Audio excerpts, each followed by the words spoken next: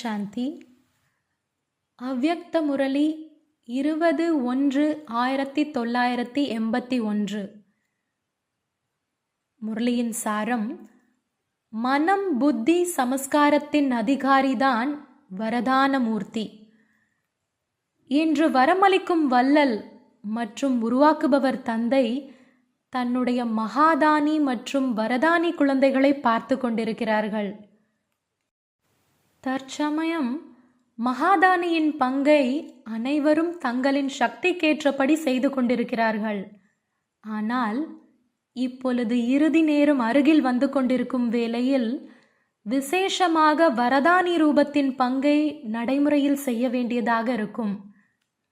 மகாதானி விசேஷமாக வாய்மொழி மூலமாக சேவை செய்கிறார்கள். ஆனால் கூடவே மனம் மூலம் செய்யும் சேவையின் சதவீதம் குறைவாக இருக்கிறது. வாய்மொழியின் சதவீதம் அதிகம் மற்றும் மன சேவை அதைவிட குறைவு. மேலும் வரதானி ரூபத்தில் வாய்மொழி குறைவாகவும் மற்றும் மனதின் சேவையின் சதவீதம் அதிகமாகவும் இருக்கிறது. மனம் மூலம் என்றால் எண்ணம் மூலமாக சுபபாவனை மற்றும் நல்விருப்பங்கள் மூலமாக கொஞ்ச நேரத்தில் சேவையின் உடனடி பலனை அதிகமாக பார்க்க முடியும். வரதானி ரூபம் மூலமாக சேவை செய்வதற்காக முதலில் தன்னுள் சுத்த எண்ணம் வேண்டும். மேலும் மற்ற எண்ணங்களை ஒரு நொடியில் கட்டுப்படுத்துவதற்கான விசேஷ பயிற்சி வேண்டும். முழு நாளும் சுத்த எண்ணங்களின் கடலின் அலைகளிலேயே மிதந்து கொண்டே இருங்கள். மேலும் எந்த நேரம் விரும்புகிறீர்களோ சுத்த எண்ணங்களின் கடலின் ஆழத்தில் சென்று அமைதி சுரூபமாகிவிடுங்கள். அதாவது பிரேக் சக்திசாலியானதாக இருக்கட்டும். என்ன சக்தி தன்னுடைய கட்டுப்பாட்டில் இருக்க வேண்டும். கூடவே ஆத்மாவின் இன்னும் 2 விசேஷ சக்திகளான புத்தி மற்றும் சமஸ்காரம், அப்படி 3மே தன்னுடைய அதிகாரத்தில் இருக்க வேண்டும். 3இல் ஒரு சக்தியின் மேல் கூட ஒருவேளை அதிகாரம் குறைவாக இருக்கிறது என்றால் வரதானி சொரூபத்தின் சேவை எவ்வளவு செய்ய விரும்புகிறீர்களோ அந்த அளவு செய்ய முடியாது. இந்த வருடத்தில் எவ்வளவு பெரிய காரியம் மகா யஜ்யத்தை படைத்திருக்கிறீர்களோ அந்த அளவு இந்த மகா யஜ்யத்தின் விசேஷமாக மகாதானியின் பங்கையும் செய்ய வேண்டும். மேலும் கூடவே ஆத்மாவின் 3 சக்திகளின் மேல் சம்பூர்ண அதிகாரத்தின் மேல் என்னென்ன குறை இருக்கிறதோ அதையும் மகா யஜ்யத்தில் ஸ்வாகா செய்ய வேண்டும். எவ்வளவு விஷால காரியம் செய்ய வேண்டியதாக இருக்கிறதோ அந்தளவே இந்த விஷால காரியத்திற்கு பிறகு சுய சிந்தனையாளர், நற்சிந்தனையாளர், அனைத்து சக்திகளின் மாஸ்டர் உருவாக்குபவர், உயர்ந்த எண்ணம் மூலமாக மாஸ்டர் வரமளிக்கும் வள்ளல் எப்பொழுதும் கடலின் ஆழத்தில் மிக இனிமையான அமைதி சொரூபம் லைட் மற்றும் மைட் ஹவுஸ் ஆகி இந்த சொரூபத்தின் சேவை செய்ய வேண்டும். எந்தளவு சாதனங்கள் மூலமாக சேவையின் மேடையில் வர வேண்டுமோ அந்தளவே சித்தி சொரூபமாகி அமைதியின் சொரூபத்தின் அனுபவத்தை சேவிக்க வேண்டும். சேவையின் சாதனமும் மிக நன்றாக உருவாகி இருக்கிறது. எந்தளவு விஷால சேவைக்கான யஜ்யத்தை படைக்கிறீர்களோ அதே போலவே அனைவரும் ஒன்றாக சேர்ந்த ரூபத்தின் ஜுவாலா ரூபம் சாந்தி குண்டத்தின் மகா யஜ்யத்தை படைக்க வேண்டும். இது சேவைக்கான யஜ்யமாகும். உலகின் ஆத்மாக்கள் மேல் வாய்மொழி மூலமாக ஏர் உழ வேண்டும். ஏர் உழுவதில் மேலே கீழே செல்லும். அதற்கு பிறகு என்ன விதை விதைப்பார்களோ அதற்கு சீத்தலத்தின் அதாவது குளிர்ச்சி ரூபத்தினால் அமைதியின் சக்தியினால் குளிர்ந்த நீர் விட்டீர்கள் என்றால் அப்பொழுதுதான் குளிர்ந்த நீர் படுவதினால் பழம் உருவாகும். மகா யஜ்யம் உருவானது. அதனால் சேவையின் அதிக பங்கு முடிவடைந்து விட்டது என்று நினைக்காதீர்கள். இதுவோ ஏர் உழுவது, விதை விதைப்பீர்கள். அதிகமான கடும் உழைப்பு இதில் இருக்கும். அதற்கு பிறகு பழத்தை உருவாக்குவதற்காக மகாதானியின் பிறகு வரதானியின் சேவை செய்ய வேண்டியதாக இருக்கும். வரதானி மூர்த்தி என்றால் சுயம் அவரே எப்பொழுதும் வரதானங்களினால் நிரம்பி இருப்பவர். அனைத்தையும் விட முதல் வரதானம் எது? அனைவருக்கும் தெய்வீக ஜென்மம் கிடைத்தவுடனேயே முதல் வரதானமாக எது கிடைத்தது? எதில் உழைப்பு இல்லையோ அது வரதானம். சகஜ பிராப்தி ஆகிவிட வேண்டும். அந்த வரதானம் என்ன கிடைத்தது? ஒவ்வொருவருக்கும் வேறு வேறு வரதானமா அல்லது ஒன்றே ஒன்றுதானா? சொல்லும்போது நீங்கள் தன்னுடைய வேறு வேறு வரதானத்தை கூறுகிறீர்கள் இல்லையா? அனைவருக்கும் ஒரே ஒரு வரதானம்தான். அது எந்த உழைப்பும் இன்றி, எதையும் யோசிக்காமல் புரிந்து கொள்ளாமல் இருந்த போதிலும், எப்படிப்பட்ட பலகீனமான ஆத்மாவிற்கும் தைரியமற்ற ஆத்மாவையும் தன்னுடைய குழந்தையாக தந்தை ஏற்றுக்கொண்டார். யார் என்னவாக இருக்கிறாரோ, எப்படி இருக்கிறாரோ அப்படியே என்னுடையவர் என்று இதை ஒரு நொடியில் ஆஸ்தியின் அதிகாரி ஆக்குவதற்கான லாட்ரி என்று சொன்னாலும், பாக்கியம் என்று சொன்னாலும், வரதானம் என்று சொன்னாலும் தந்தை அவரே கொடுத்தார். நினைவு என்ற சுவிட்சை நீ என்னுடையவன் என்று ஆன் செய்து விட்டார். இந்த மாதிரி பாக்கியமும் கிடைக்க முடியும் என்று யோசிக்கவே இல்லை. ஆனால் பாக்கியத்தை உருவாக்கும் தந்தை பாக்கியத்தின் வரதானத்தை கொடுத்து விட்டார். இந்த வினாடியின் வரதானம் பல ஜென்மங்களின் ஆஸ்திக்கு அதிகாரியாக ஆக்கியது. இந்த வரதானத்தை நினைவு சொரூபத்தில் கொண்டு வருவதென்றால் வரதானி ஆவது. தந்தையோ அனைவருக்கும் ஒரே வினாடியில் ஒரே மாதிரியான வரதானம் கொடுத்தார். சிறிய குழந்தையாக இருந்தாலும், வயதானவராக இருந்தாலும், பெரிய பதவியில் இருப்பவராக இருந்தாலும், சாதாரணமானவராக இருந்தாலும், ஆரோக்கியமானவரோ அல்லது நோயாளியோ, எந்த மதத்தைச் சேர்ந்தவரானாலும், எந்த தேசத்தைச் சேர்ந்தவரானாலும், படித்தவராக இருந்தாலும் அல்லது படிக்காதவராக இருந்தாலும் அனைவருக்கும் ஒரே ஒரு வரதானம் கொடுத்தார். இந்த வரதானத்தை வாழ்க்கையில் கொண்டு வருவதில், நினைவு சொரூபமாவதில் வரிசை எண்ணில் வருபவர்களாக ஆகிவிட்டீர்கள். சிலர் நிரந்தரமாக ஆக்கினார்கள், சிலர் எப்பொழுதாவது ஆக்கினார்கள்.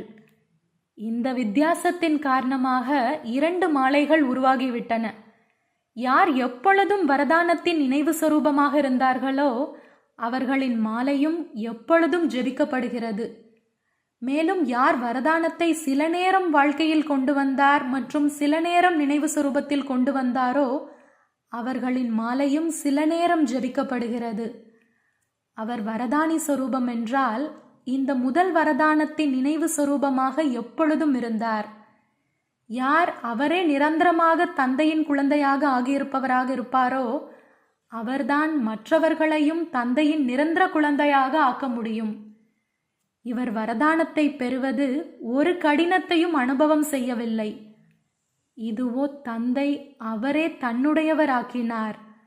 இந்த ஒரு வரதானத்தை மட்டும் எப்பொழுதும் நினைவில் வைத்தீர்கள் என்றால் கடின உழைப்பிலிருந்து விடுபட்டு விடுவீர்கள். வரதானத்தை மறக்கிறீர்கள் என்றால் கடின உழைப்பு செய்கிறீர்கள்.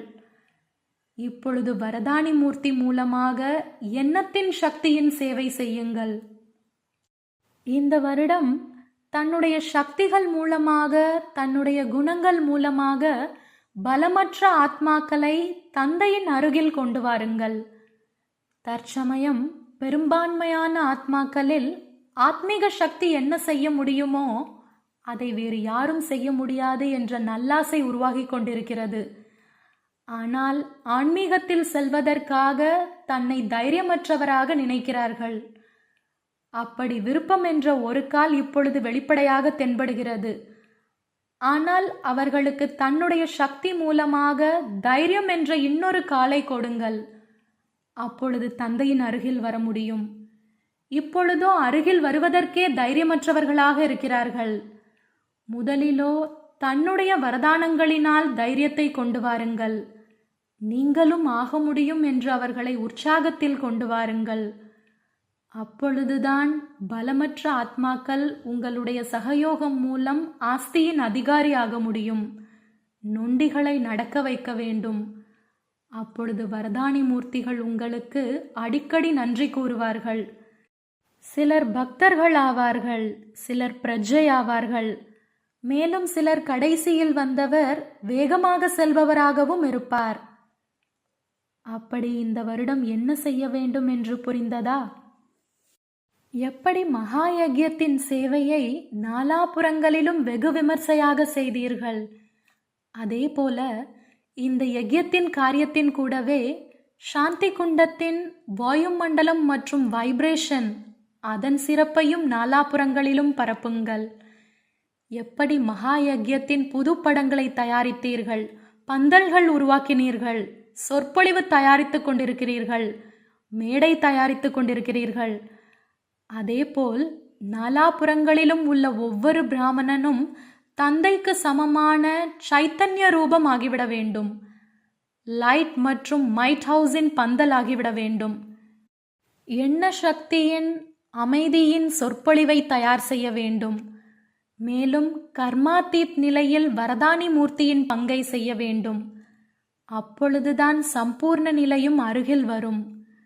இதே வருடத்தில் மிக விஷாலமான சேவையின் காரியம் என்ன செய்ய வேண்டுமோ அதையும் இந்தளவே அனைவரும் ஒன்றாக சேர்ந்த ரூபத்தில் பிரத்யக்ஷத்தின் ஒரு பலம், ஒருவர் மேல் உள்ள நம்பிக்கையின் கோஷத்தை எடுத்துக்கொண்டு சேவையின் மேடையில் வர வேண்டும்.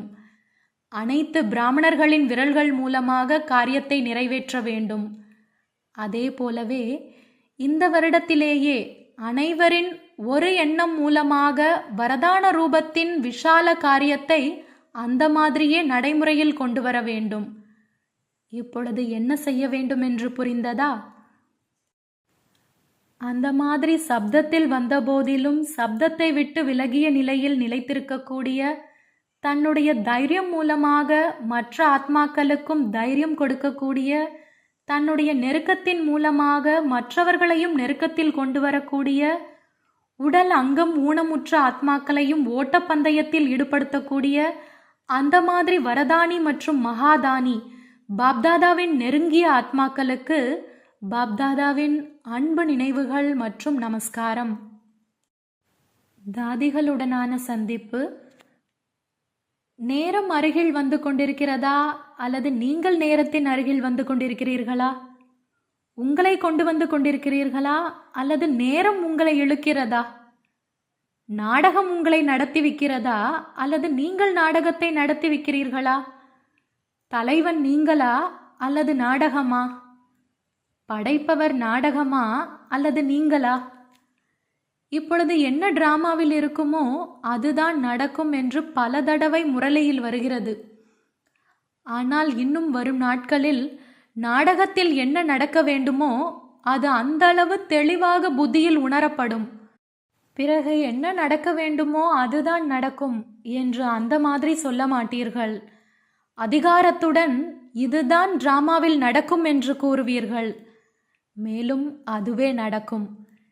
எப்படி எதிர்காலத்து பிராப்தி தெளிவாக இருக்கிறது, அதேபோல் நாடகத்தில் என்ன நடக்க வேண்டுமோ அதுவும் தெளிவாக இருக்கும். யார் எவ்வளவுதான் இந்த மாதிரி இருக்கவே இல்லை, ஆகுமா அல்லது ஆகாதா ஒன்றும் தெரியாது என்று கூறினால் யாராவது ஏற்றுக்கொள்வார்களா? இல்லை. எப்படி இந்த விஷயத்தில் ஞானத்தின் நிறைந்தவரின் ஆதாரத்தில் மாஸ்டர் ஆகிவிட்டீர்கள். ஆம், இதுவேதான் நடக்கும். எது நாளை நடக்க வேண்டுமோ அல்லது ஒரு வினாடிக்கு பிறகு நடக்க வேண்டுமோ அதையும் அந்தளவு அதிகாரத்துடன் ஞானம் நிறைந்த நிலையின் சக்தியின் தெளிவுத்தன்மையின் சக்தி மூலம் இது கண்டிப்பாக நடக்கும் என்று அந்த மாதிரியே கூறுவீர்கள். என்ன நடக்குமோ அதை பார்க்கலாம் என்று அப்படி கூற மாட்டீர்கள். பார்த்திருக்கிறீர்கள், மேலும் அதுவே நடக்கும்.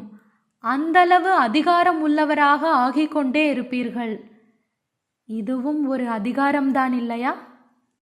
கண்டிப்பாக ஆக வேண்டும். நம்முடைய ராஜ்யம் வந்தேதான் ஆகும். யார் எவ்வளவுதான் அசைக்க முயற்சி செய்தாலும் ஆனால் அது மிகவும் தெளிவாக இருக்கிறது. அந்த விஷயத்தின் அதிகாரி ஆகிவிடுவார். இது எப்பொழுது நடக்கும் என்றால், எப்பொழுது கொஞ்சம் ஏகாந்தவாசியாக ஆவீர்களோ அப்போது. எவ்வளவு ஏகாந்தவாசியாக இருப்பீர்களோ அந்தளவு உணருதல் நன்றாக இருக்கும். என்ன நடக்க வேண்டுமோ அது தற்சமயத்திற்கு சமமாக எதிர்காலம் தெளிவாகிவிடும். இப்பொழுது நேரம் குறைவாக கிடைக்கிறது. திரைச்சீலைக்கு பின்னால் நாடகத்தின் இந்த காட்சியாகும். இதுவும் அனுபவமாகும். எனவேதான் இந்த வருடத்தில் எவ்வளவு சேவையின் நடவடிக்கைகள் இருக்குமோ அந்தளவே முற்றிலும் நிலத்தின் அடியில் சென்றது போல் சென்று விடுங்கள். ஏதாவது புதிய கண்டுபிடிப்பு மற்றும் சக்திசாலியான கண்டுபிடிப்பு இருக்கிறதென்றால் அந்தளவு நிலத்தின் அடியில் செய்வார்கள். அப்படி ஏகாந்தவாசி ஆவதுதான் நிலத்தின் அடியில் செல்வதாகும். எந்த நேரம் கிடைத்தாலும் ஒன்றாக 1 மணி நேரம் அல்லது அரை மணி நேரம் கிடைக்காது. இந்த பயிற்சியும் ஆகிவிடும். இப்பொழுதைய விஷயமாகும். இப்பொழுது 5 நிமிடம் கிடைத்தால் கூட கடலின் ஆழத்தில் சென்று விடுங்கள்.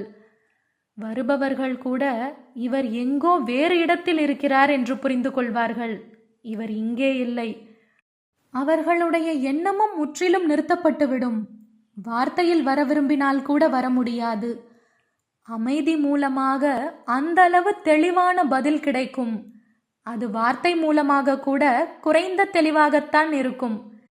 எப்படி சாக்கார பாபாவில் காரிய நடவடிக்கைகளின் இடையிடையே எங்கோ சென்றுவிட்ட நிலையின் அனுபவமானதுதான் இல்லையா?